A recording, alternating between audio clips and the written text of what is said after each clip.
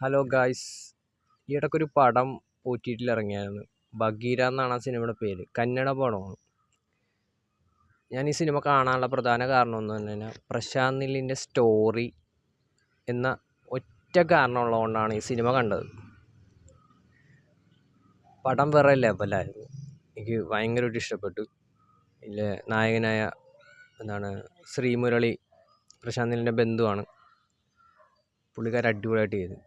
കാരണം സാധാരണ സിനിമകളിലെ നായകന്മാരെ പോലെ വൃത്തനം,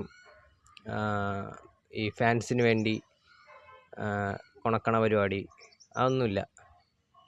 പക്ക ക്യാരക്ടർ എന്താണോ അത്, പക്ക സ്റ്റോൺ ഫേസ്. അത്യാവശ്യം ഇമോഷണൽ കണക്ഷൻ കിട്ടിയൊരു സിനിമ.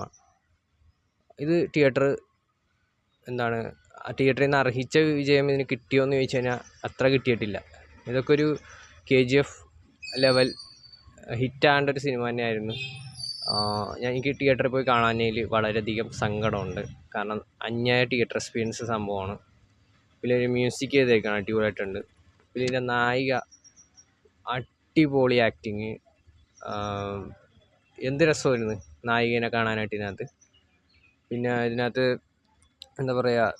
തുടങ്ങുമ്പോൾ ഒരു സംഭവം ക്ലീശേ ടൈപ്പിൽ തുടങ്ങിയിട്ട് പിന്നീടൊരു കിടുക്കൻ സംഭവം കാണിക്കുന്ന എന്ന് വെച്ച് കഴിഞ്ഞാൽ എന്തോ ഒരു സിനിമയിൽ എന്തോ ഒരു സാധനമുണ്ട്, എന്തോ ഒരു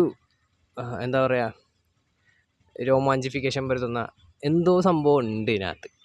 ക്ലീശേ പക്ഷേ മേക്കിംഗ്, എഡിറ്റിംഗ് നമ്മുടെ മലയാളിയായ മറ്റേ പ്രണവ് എന്ന് പറഞ്ഞ പുള്ളിയാണ് ചെയ്തേക്കണത്. മറ്റേ സലാറിൻ്റെ ട്രെയിലറൊക്കെ പുള്ളി ചെയ്ത മറ്റേ RCM ചാനലൊക്കെ എഡിറ്റ് ചെയ്യണം പുള്ളിയുടെ ചാനലാണത്, RCM.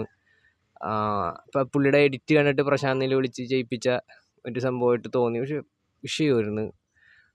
പിന്നെ ഇതിന് ഈ ഒരു സിനിമ മറ്റേ ഡെയർ ഡെവിൾ, ബാറ്റ്മാൻ, അങ്ങനത്തെ കുറേ സൂപ്പർ ഹീറോസ് മൂവീസിനെ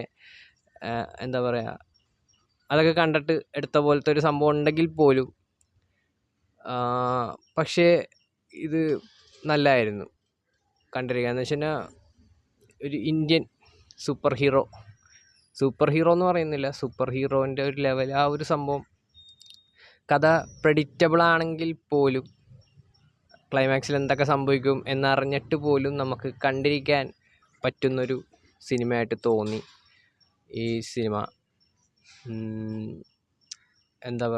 കിട്ടില്ല എന്ന് വെച്ച് കഴിഞ്ഞാൽ അർഹിക്കുന്ന വിജയം ഈ സിനിമ കിട്ടിയിട്ടില്ല എന്ന് ഞാൻ പറയും.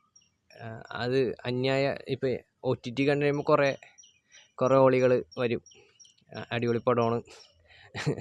അത് എന്നെ തന്നെ ഉണ്ട് ഞാൻ പറഞ്ഞ.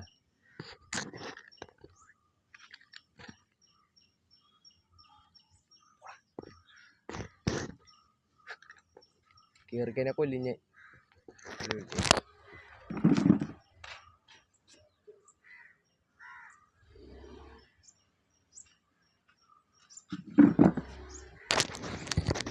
ഒരു പൂച്ച വന്നതാണ് ഗൈസ്.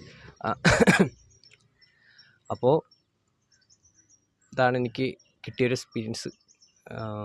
പറഞ്ഞു വന്നതെന്ന് മറന്നുപോയി. ബഗീര കിടിലം പടമാണ്. എല്ലാവരും ഇനി തിയേറ്ററിൽ പോയി കാണണമെന്ന് പറയുന്നില്ല, OTT-ൽ വന്നിട്ടുണ്ട്.